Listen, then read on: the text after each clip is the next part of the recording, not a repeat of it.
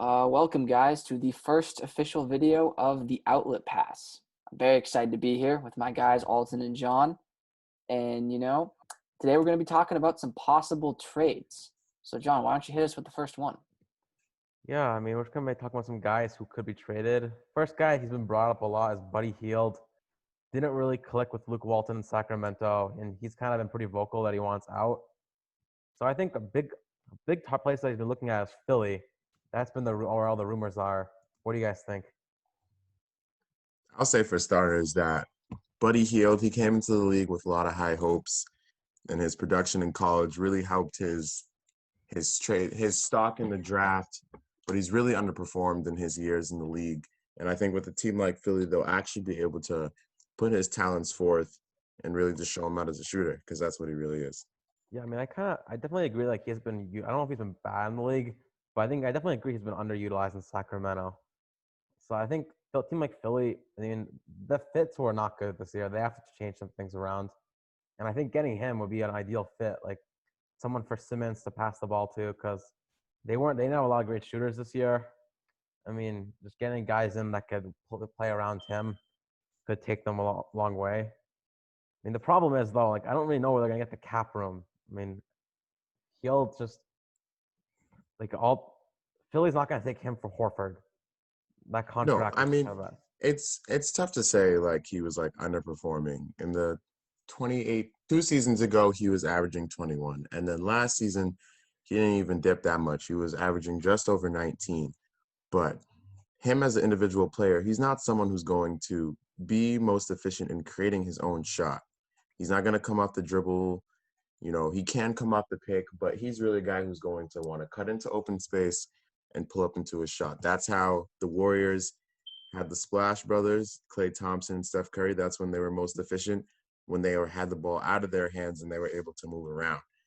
When you have a shooter like Buddy Hield, you're supposed to make that a threat to the defense and not make it harder for your offense. On the teams that he's been a part of, they've really been led by guys who need to create their own stuff and can't do anything but that. And I hope wherever Buddy Hield lands, they'll really start to use him as someone who can just get into space and be a threat for the defense and not be in opposition for the offense. Yeah, I agree with that. And honestly, I think this move would make a ton of sense for Philly. Honestly, I think, short of trading Simmons or Embiid, I think this is a move they really should make. Because they just need spacing. You can't have, two non-shooters on the floor with Embiid and Simmons and expect to win if you don't have knockdown shooters. And I think Hield, like Alton said, is going to be a perfect fit for that guy. He's going to be moving off the ball. He's going to be creating, spacing for Embiid to go to work. He's going to be able to play off of that. And, even if you have to attach a couple firsts there, I almost think it's worth it because something needs to change in Philly. They can't run it back. Clearly this year is, evidence enough that what they have right now is not going to work. So I do like this move for sure. Another guy I want to bring up is Miles Turner. He's been rumored to go to the Celtics a lot, so I think that could be interesting. I think Celtics. Tice played well for them. He's definitely underrated around the league, but ultimately, I think we saw in that Eastern Conference Finals, Celtics need to upgrade at center, and I think Miles Turner, if they could get him there, it would be ideal. The problem is cap room, because with Tatum coming up, Brown already has a deal, Walker has a deal. It might be kind of tough to bring him in there. So, a potential trade is Gordon Hayward, but I feel like Indiana might want more than that, and the Celtics don't really have the young pieces that they're willing to trade. I feel like. What are your guys' thoughts on that? I like the idea of bringing in Miles Turner, but, I agree with you, John. It's going to be hard. The Celtics do have a bunch of rookies, but they really didn't show a ton of promise here. Grant Williams was fine, but, I don't think anyone's really clamoring after him right now. I think if you had to attach Robert Williams, I'd do it.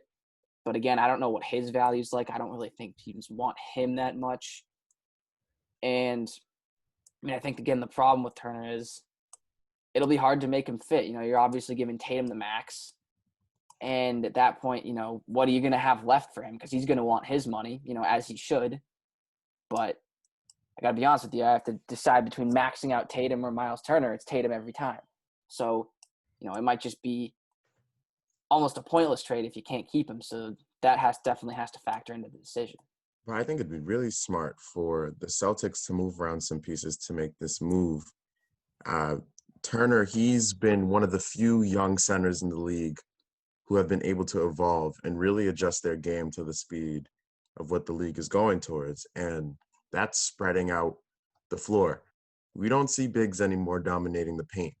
We see bigs dominating 15 feet out with elbow jumpers and jab steps, right? There are no longer any power moves or back to the basket, fundamental shake and bakes. Like, these are guys who are willing to extend their jump shot all the way out to the 3-point line. He was close to averaging a double-double last year. He was about 4 rebounds shy per game to get that.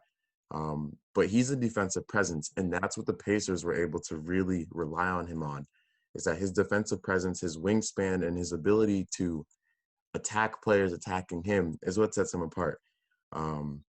And we haven't really seen that with the Celtics so far since they've lost Al Horford, as they've gone through a string of centers who have, yes, they can bring some veteran energy per se, but they're not matching up with the bigs in the league who can move around.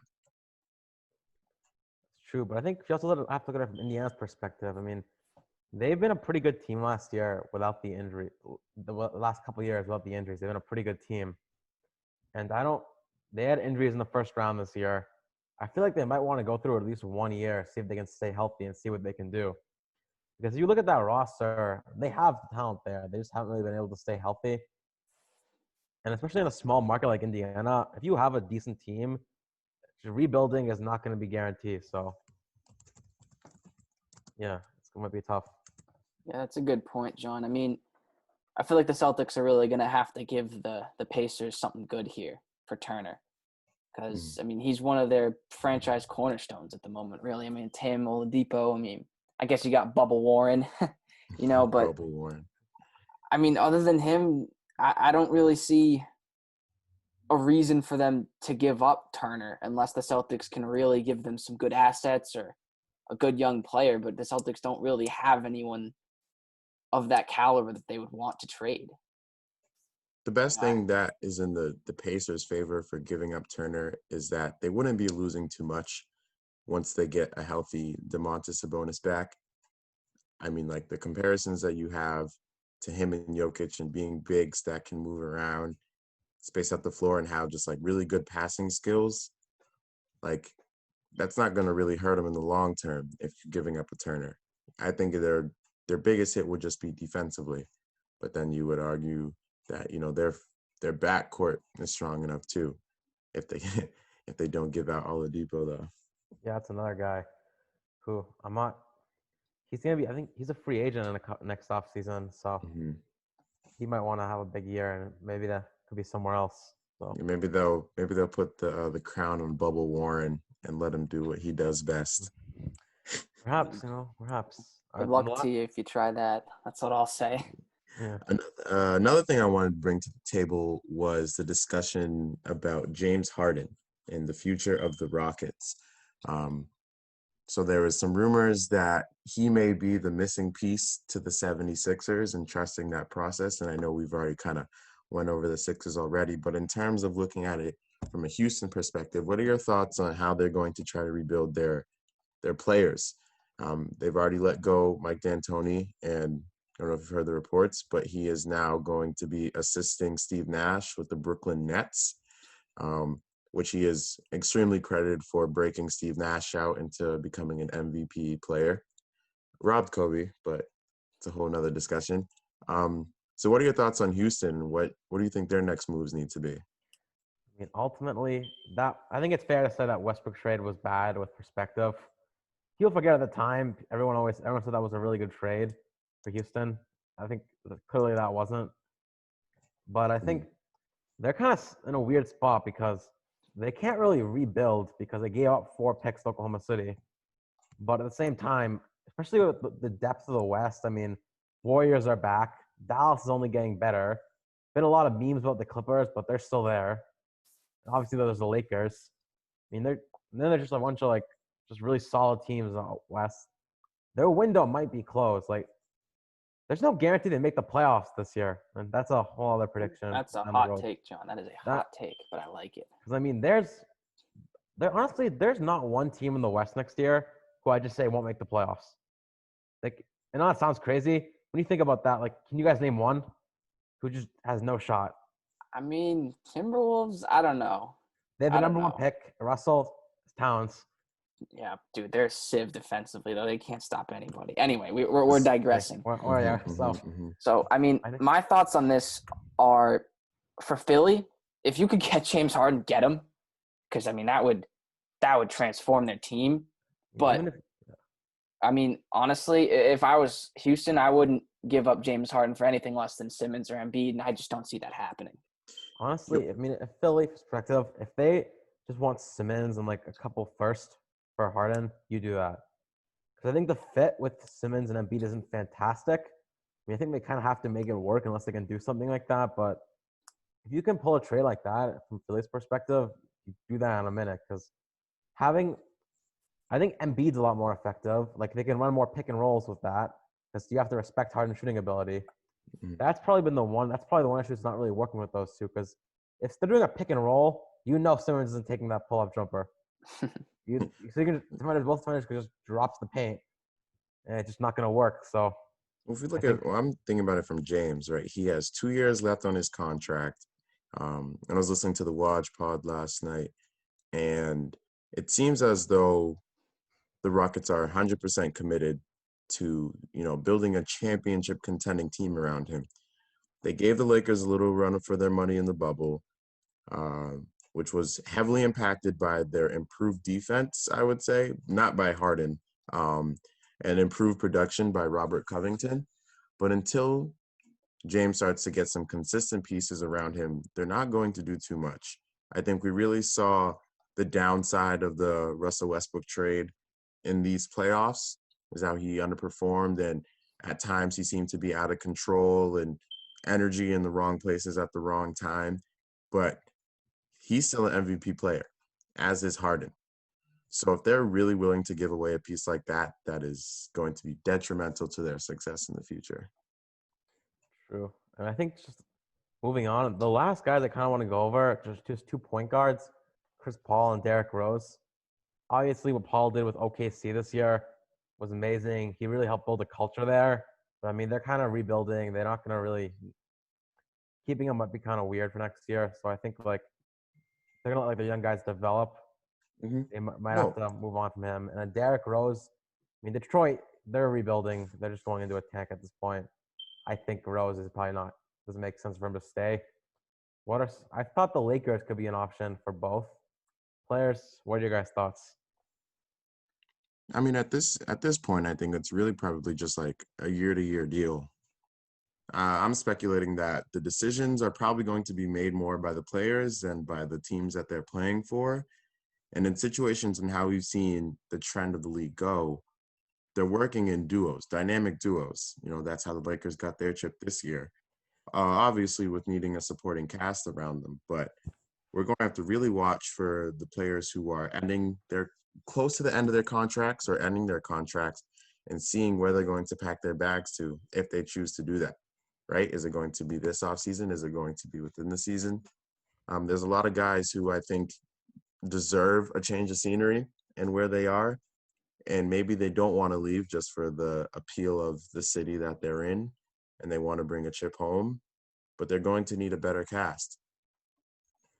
Yeah, but I think like someone like Derrick Rose, he's not necessarily at this stage of his career. He's not his MVP self anymore. He just is like a solid point guard. So why the Lakers? I just thought like that's a good option. I mean, they have a few pieces like maybe they can package like Caruso and Kuzma. So I feel like I don't know if you're going to keep Caruso and Kuzma long term because I feel like they're each going to get contracts a little bit more than the Lakers are going to want to pay. So I feel like getting like maybe like a Rose for Caruso and Kuzma. Try to get a couple of nice young pieces. The Lakers can get a nice veteran point guard to add to the starting lineup. I think that would No, work. What do you guys think? Derrick Rose to the Lakers would be a pointless move. There are just too many guards who are in his position one and playing more efficiently than him that they don't need, right? We have Lakers have, let's see, they have Danny Green. That's their sharpshooter, right? That's a guy that they, at times, can rely on to just sit in a corner and hit a three. But they have hustlers out there. We saw Rajon Rondo increase his productivity on the defensive end in these playoffs. And though I wasn't a fan at first, I really started to appreciate the work he was putting in. KCP. Now he may not be putting up the numbers on the offensive side. He may bum a few layups here and there, but he hustles. Derrick Rose, he's just not the same player he was anymore. He can't really just put it out there all on the line because then his career might be over, or close to over as we thought it was when he had, his first few bad injuries. Yeah, I mean, building off what you said, one of the things about Derrick Rose, he's a ball dominant player. He always has been. Mm-hmm. And I think on the Lakers, I don't trust him to be a spot-up shooter, to be engaged defensively the way they need him to be, because the ball is going to be LeBron and Anthony Davis, like as it should be. That's the hierarchy there. And I just don't see Derrick Rose being that effective guy. And I feel like if you have to give up Caruso for that, I love Caruso, the bald Mamba. He's one of my favorite players.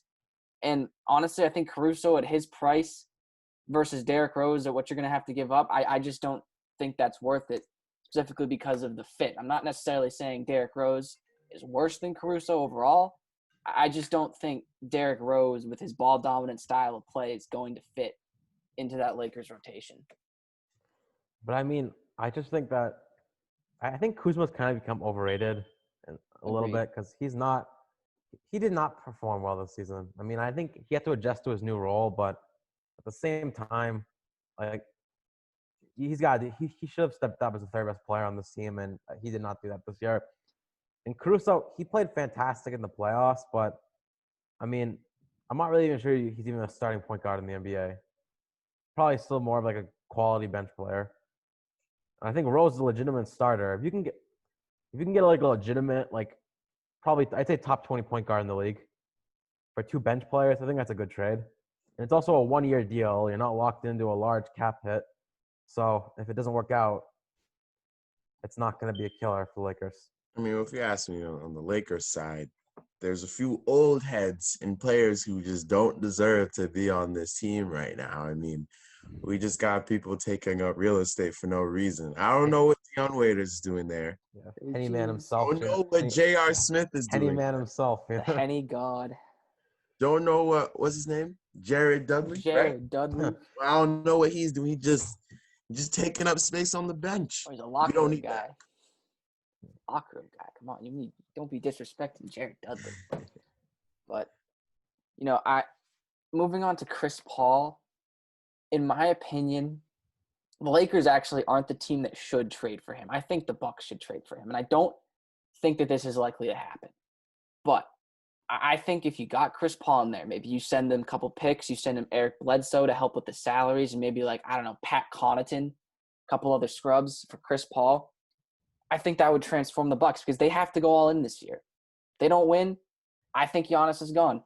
And if they don't go all out with moves like this, I can't say that the same thing is going to happen again. I feel like they're just, the definition of insanity is doing the same thing over and over again and expecting different results. And I think if the Bucks don't do something, I don't see them getting the championship that they need to retain Giannis. What do you guys think?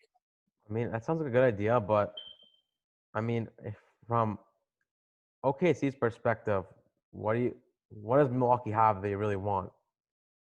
Like, I'm not gonna make that trade for Eric Bledsoe and Brook Lopez. I mean, the only really decent young player Milwaukee has is DiVincenzo. My guy. Yeah, I know. We're not bringing any Villanova love into this. Thomas is a Villanova guy. Dante the GOAT. I just think that realistically, I don't know if that's gonna move the needle. Cap-wise, it's gonna take some cap gymnastics to make that work. And just in terms of low contract guys, I don't know if Oklahoma City has a lot of guys that you're willing to give up. So, I mean, honestly, from a cultural perspective and seeing how, Chris Paul, as he is the president of the MBPA, and his increased vocal leadership in some political and social reform and change, I would argue that he would look to make a move back down south to an NBA team. Now, Tom, I would agree with you. I don't think the Bucks would be a bad move for him. Now, with the young talent that the Bucks have, and like Pat Connaughton and some older veteran support that they have, and like a Wesley Matthews, it's just tough because they're putting all their eggs in the basket with Giannis. And like you said, if they don't get a chip or get close to a chip this year, he's gone. Milwaukee's up north, but No, I was just touching back on the Milwaukee point, but I'm saying CP, oh yeah, I would think he's making a move down south. I think he wants to, we've seen more of his, yes, financial, but social support of some of the HBCUs. And I think that's where he wants to invest himself for his brand. And I think that'd be a strong move for him as well. I'm saying he shouldn't go to Milwaukee. Yeah, I mean, a couple teams that could be, I mean, the thing is, I think a lot of people always suggest ideas, but cap space is a big issue that like thwarts a lot of these moves. So I think that like I'm looking at teams and like kind of like in southern areas, yeah, there aren't really a lot I could see him going to. I think the Lakers has been rumored a lot, and we know how Chris Paul, part of the Banana Boat crew with LeBron, Carmelo, D Wade. I think LeBron and Chris Paul, they'd definitely be great together. They'd love to play together. Lakers, I just don't think they have the assets to make that happen. And just, I think I'm sure he'll get traded somewhere. I think eventually they'll just make a move because, I mean, it's going to kind of thwart SGA's development if he stays in OKC. But I It's do just that think it's tough to think because, CP3 is one of those players who has always thrived when he's had, before the season, we've always seen him thrive when he's had other all-stars and big names around him. And what he's been able to do with the Thunder is really turn around a franchise that everybody thought was going to double down and just tank. And he brought them to really be a good challenge in the West, which was hard to do. Which, in my opinion, is the hardest side of the league. But with CP3 going to any other team that has other all-star players, other MVP caliber players, they don't need him. None of these other good teams that he would be a great fit for they don't need him. If they're not guard heavy and have a guard leader, then they have a big or a small forward doing the job for them. And with teams that could actually use someone of his caliber and his talent, like the Sacramento Kings or even a Phoenix Suns in that point, right? Where they have scorers, they have guys who are willing out there to go get it. And he's fine with just moving the ball around. It's going to be tough for him. Yeah, I don't think Sacramento would do it because they already have De'Aaron Fox. Phoenix is actually an intriguing option. They can make the cap room work. I mean, they've been looking for a point guard for years. I mean, they have Rubio, but he's not really. You'd rather have Chris Paul, for Yeah. sure. And I think also they have the 10th pick in the draft. They could potentially pick a point guard and have Chris Paul kind of mentor that point guard a little bit. That is actually a really good scenario. I mean, there's some great point guards in this draft. We'll get into that in a later video, but I think that's definitely a place if they can make the cap room work that Chris Paul could go. Yeah, that would be an interesting fit. I'm not sure who the Thunder would get back. I mean, I'm sure first round picks would be involved. I don't know, maybe a young player like Mikal Bridges. He's been definitely showing some promise. I don't know. I mean, I'm sure they've got some salaries locked up somewhere that they could do it, but that's a good point. That's something I'd like to see happen. Who hasn't been on the radar in a long time in the league, and I think he's really bound for a great comeback, is John Wall, a guy from the Washington Wizards. Bradley Beal, let me just say, has been really missing him, okay? Brad Beal and John Wall were like peanut butter and jelly, and they were really able to make it work together. But when John Wall went down, so did the team. And Bradley Beal he was able to show his scoring ability, but then the rest of the team's lows were just completely exploited.